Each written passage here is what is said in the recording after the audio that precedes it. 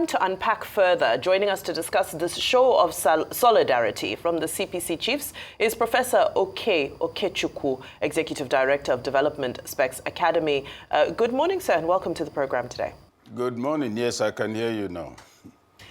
All right, wonderful. We are unpacking these developments, allegations towards the CPC. I'd like to hear from you directly. We've read the release from the CPC saying that you stand firmly with President Bola Tinubu and the APC. Where is all of this coming from? Is there disgruntlement between some members of CPC chiefs and the APC? Well, the question is, what would make such a release necessary? Except the fact that there are undercurrents suggesting a split, suggesting dissatisfaction, suggesting disaffection, almost indicating conclusively that all is not well within the House. So the release is a reaction to the insinuations. Now, that release is open to two possible perceptions. It has been put out after consultation and after some people have been assured of certain things. So, okay, we'll now take it easy, we've been assured. It can also be a smokescreen. Yes, all is not well here, but the public does not need to know all about it. So let's not give the impression that the House has collapsed while we're negotiating. And of course, talking about negotiating, the other perception in the public domain also is that the CPC has certain things it's not happy about. And that some players within the terrain are saying to themselves, was it not our support that brought this man out? We are not getting enough benefits. Look at his appointments and more on that. But that's a matter to be taken on its own. Because this CPC wing was also alive and well and kicking in good health while Buhari was in power. And so if, as alleged, part of the grievance is quote-unquote lopsided appointments, where were they when practically every position in the country under the Buhari presidency was in a particular part of the country? But I guess that's a matter we want to unpack. But my quick response to your initial question is that there's no smoke without fire.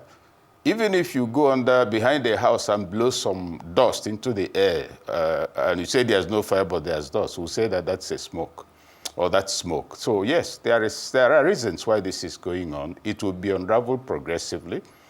Because even in spite of the gerrymandering, the contending forces are not satisfied, something will blow open in the public domain. And I believe all of this, of course, to a large extent revolves around projections for 2027.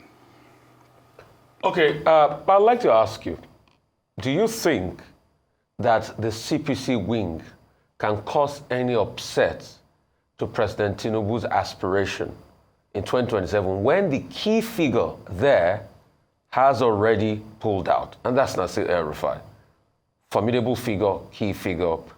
Other persons there that I would have loved to talk about that's why I kept on, I thought at some point it was Osita Okechukwu that was going to come, because I know he's another prominent figure in the CPC. But the key figure out of that CPC wing that emerged, as a governor, yeah, I think there are people like Al-Makura there, but the key figure, the most vocal, I should say, Nasir El-Rufai has pulled out.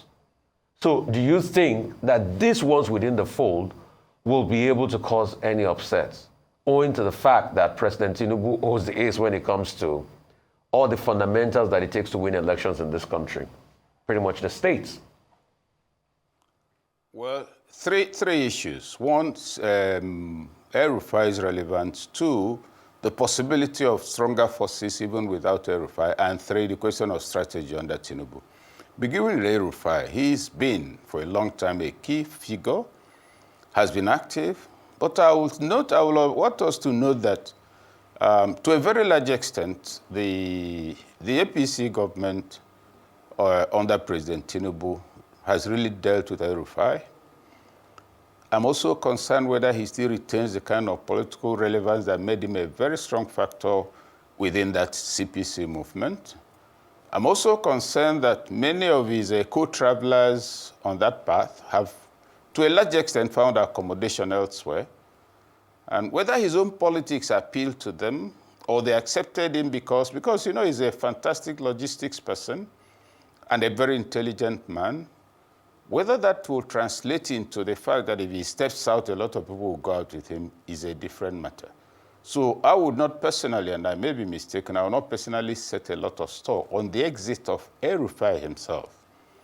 But I'll be concerned if in his exit he has pulled a substantial section of the machinery of the party or some individuals. Now, assuming he pulls some individuals along with him, those individuals, if they also have control of the machinery, there should be something to worry about. If they don't, they will go with their names. They will speak in public about how badly things are going, but they're not going to leverage anything politically such that they can impact the environment. Now, on the matter of those left behind, if the structures of the party, those who will man it at various levels, those who are respected in their various domains, who are CPC chieftains, if all of them are there, and El-Rufai has left as the major, if you like, visible variable in all of this, nothing will happen.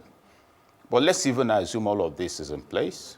El-Rufai has left, CPC is angry, they're going with him. You cannot then also rule out the president's capacity for political strategy. We all know that many of us were absolutely sure he wouldn't get the PDP, the APC ticket. He got the ticket. People feared, oh, international community will bring down the sun here and the moon together. Nothing happened. Prominent Nigerians stood out and said no. It didn't stop that. Even the currency exchange or a remodeling or repainting, if you like the expression for those who are sarcastic, was presumed to be targeted at him. In spite of all, the man won the election. And you believe that as president, he will sit around drinking tea or eating kuli-kuli while you're planning to take him out after 3 years in office? I believe he's strategic enough to know this, the vulnerabilities of all of those working for him and fighting against him. He knows what he can hold against them. He also has the supreme power of patronage in an environment where politics is driven by cash value. And he has his trajectory, both in Lagos and everywhere, shows somebody who doesn't sleep, provided he has his mind on something. Now, that's not a statement about goodness or morality, but a statement about effective political strategizing to achieve the political result you want. And my question is, do you find capacities elsewhere to match that in negotiations, in all of that? So those are some of the things to consider. And that makes me think that, yes, El-Rufai's exit will have very disturbing optics. But will it lead to anything? Because you must ask yourself, yes, El-Rufai has left, but where is he? At some point, they were talking about a political coalition to knock out the APC. And looking at that alleged aspiration, I call it alleged because sometimes if you're planning to travel from Abuja to Kaduna and you're all dressed up, revving your car with your bag in the boot, and the fuel in your car can only carry you as far as Kubwa, anybody who knows what's in your fuel tank will know that you're not going to Kaduna. So if you tell him to wait for you at Jere Junction, he will be in his house watching Tom and Jerry. He knows you will not come there because of the fuel you have. So there's presumed to be a coalition people are working on in order to knock out the APC. They may be very serious. There might be something they're doing I'm not aware of. But I tell you this, and these would, in my view, be compelling reasons for pessimism. Look at the profile of all the people involved. Look at their, no, before even age bracket, how many of them do not want to be president? So they must negotiate who will step forward. Secondly, look at the ideological differences. And thirdly, you then ask yourself, what is it they're going to leverage? What's their age bracket? For how long have they been around? Where are the young people among them with whom they are threatening to create a new Nigeria? So, yes, El-Rufai has left. Yes, there's a lot of talk about a coalition. But my take, looking at that coalition and the political economy of our environment and the political forces at play, I don't see that coalition having the strength of a feather. But I may be mistaken. I mean, you've touched on this already. Essentially, no one should underestimate a sitting president, especially not somebody like President Tinubu, who clearly knows what he's doing when it comes to the politics of organizing. And I think a great example of that would have been the 2015 and how there was a lot of conversation about how, Muhammadu Buhari wouldn't be able to emerge because at that point, the north of the country seemed to be staunchly behind Atiku. But it was Tinubu who was able to organize, especially southern support for his candidacy and for his eventual presidency. So when we're getting to this point where we're looking at members of the CPC perhaps dilly-dallying about whether or not they're going to stay or leave. Truly, they do owe him a political debt. Do they not owe the president something? Because were it not for the president doing his job, which was immobilizing his own region, Muhammadu Buhari wouldn't have been able to emerge. And then these same criticisms about appointments, about perhaps not spreading them across the landscape of Nigeria's diversity, these are also criticisms that Muhammadu Buhari faced. So is there really something so different from what President Tinubu is doing now? I mean, where do you think this is going? Well, if we say there's nothing different, that will not be entirely correct. There were two elements that were particularly unsettling in the case of Buhari. The entire hierarchy of the security command in the country was held by the North, and not just the North, but a particular ethnic extraction, such that those who were not from that ethnic extraction from the North were not happy about it.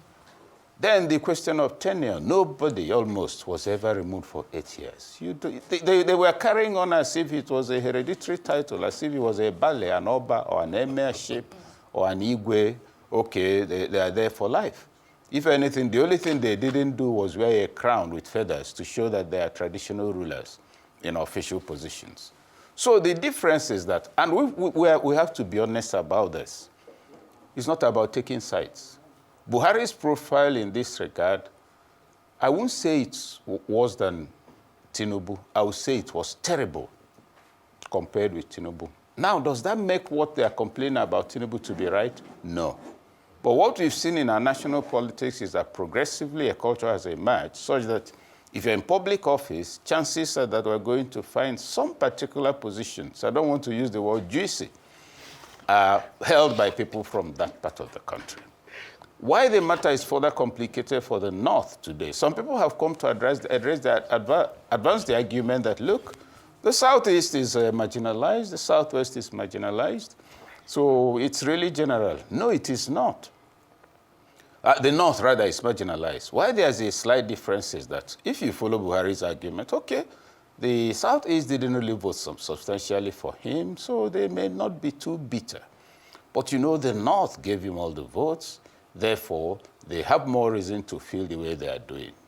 Now, the very conversation diminishes all of us because the presumption is that it is booty. We've looted successfully. Now, let us share. How many of your sons were involved in looting the village food reserve? Okay, not many of your sons. So, is that how we want Nigeria to be? Where sharing of spoils is the basis for patriotism, in which case it's not patriotism, it's a plunder culture. I took part in the looting, therefore I should get the big leg of the cow instead of the tail. That's the issue on the table. So looking at... that's a valid point you're making, Professor Okechukwu. And unfortunately, our time is fast spent. We thank you for your insight this morning, as I'm sure this conversation will continue to unravel in the public domain. Thank you so much.